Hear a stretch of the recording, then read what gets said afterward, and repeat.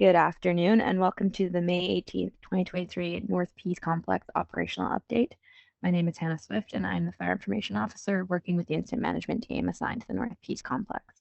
I'm speaking today from our Incident Command Post in Fort St. John, BC, which is located on the traditional territory of the Doig River, Blueberry River, and Halfway River First Nations, who are all part of the Treaty 8 First Nations and whose historical relationships with the land continue to this day. We are grateful to work alongside our partner agencies and support all local communities as we continue to respond to the wildfires in the North Peace region. There are currently over 600 personnel assigned to the North Peace complex. This includes 358 firefighters, an additional 152 structure protection personnel, over 60 incident management team and support staff personnel, and 49 pieces of equipment and operators, many of them local to the area. Aerial resources continue to support our crews on the ground, including 20 helicopters assigned to this incident complex. I'll now pass it over to Scott Rennick, Incident Commander here at the North Peace Complex, to provide today's update. Thanks, Hannah. You can see here, if you're looking at the screen, it shows the overall polygons that make up the fires that are the North Peace Complex. Over here to the east, this is the Boulder Lake fire. In the middle is the Red Creek fire. And then far to the east here is the Hammer River. In the middle is Stoddard. So what we'll do is we'll zoom down to Boundary Lake and talk about this one. So very much static over the last number of days. We have a number of staff that are working, doing patrol and mop up and extinguishment of smokes that are well within the actual fire's perimeter, predominantly on the west flank and on the south west flank, just on our the BC side of the Alberta border. We're still working in conjunction closely with our partners from Clear Hills County, Alberta, as we have been managing this fire on both sides of the border. Looking really good. This is in being held status now, and again, we've been able to move resources, Type 1 resources, off this over the last number of days to help us towards the fires in the middle of the complex. Sort of moving west, we have the Red Creek fire. This still has a number of staff on it. We haven't seen any movement. Really importantly, with the wind event that occurred over the weekend, we didn't have any real substantial growth. It held quite well within its lines. So the last of the work that's being done now is patrol and mop up and along the north and the west flanks, the south flanks, and then some direct attack work that is happening in this bay of fuel that we've talked about it over the last few weeks. They're almost complete now. So we're feeling pretty good about this and looking maybe to see what its status may look like in the next number of days. Moving to the far west, this is Cameron River. The Cameron River fire did have some growth that came out with the unprecedentedly aggressive wind and fire behavior that occurred with the wind event that came from the north and the northeast. We were able to, the crews were able to quickly move in with heavy equipment, with water and hose delivery, and we're able to actually capture the two spots that came out, which were on the west and the northwest flanks. We still have a number of staff working on it now. We're feeling good about our overall control efforts. Most of the work now is pushing in on these two spots that came out a number of days ago, but also on the last of the north flank, which is in a real wet spruce area.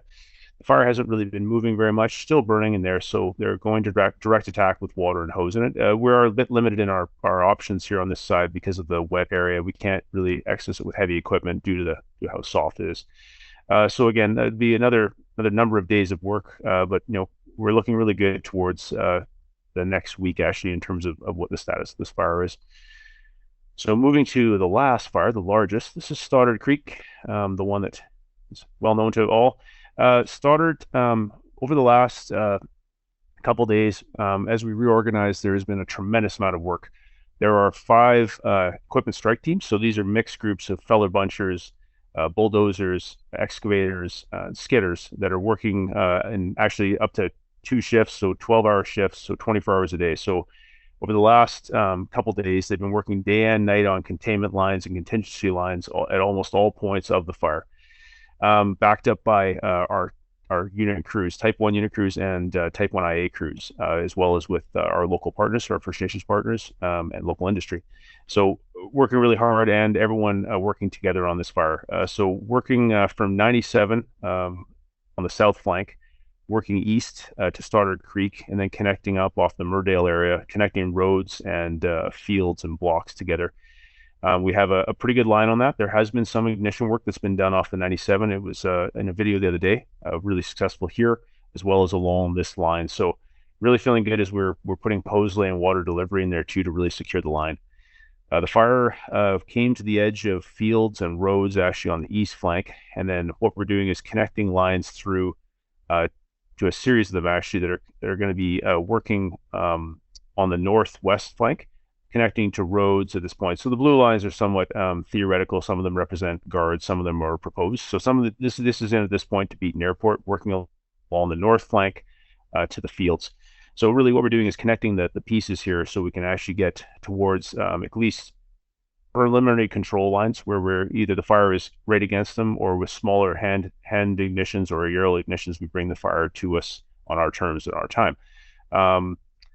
As well in the background, we are still working ahead at the front into a series of roads that connect up back to the highway. And what we do a lot of these is they're pre-existing very large roads, but we will do some improvement. That may include crown separation, which means using feller bunchers to widen them. Not so much scraping with dozers because the road all exists, but it means we have better crown separation for aerial ignition to be more successful when that time comes.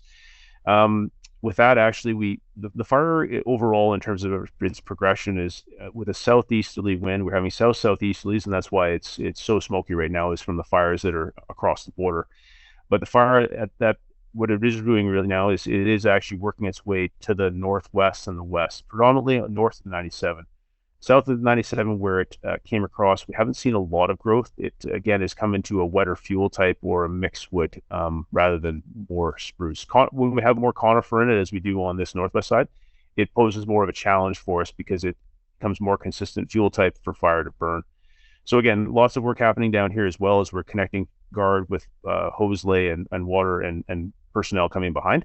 And then to this, working back to the 97, but also establishing contingency lines further to the west based on roads and blocks and fields. One of the big ones that's coming tomorrow actually is if we do have opportunities we will be conducting a fairly large-scale ignition, could be a couple thousand hectares in size, that will tie the fire's advance to the road and guard system that is being completed. Will be by probably 2 or 3 o'clock in the morning. To slow or stem the fire spread as it keeps coming to the west and the northwest.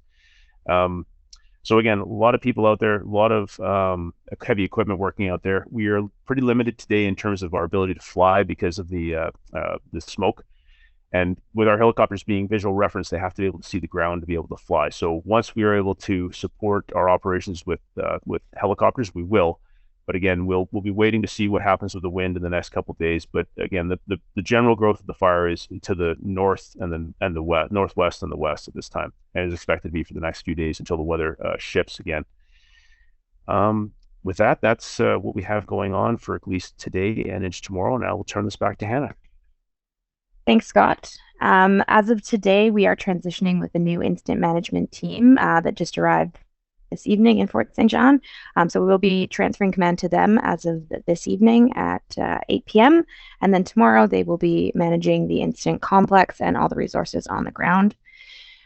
So the North Peace Complex information team will maintain accessible, and we will have the same contacts available. So please reach out at any time at 778-362-4783, or you can send us an email at dcws.northpeacecomplex.info@gov.bc.ca.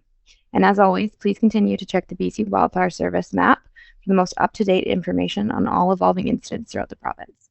Take care and stay safe.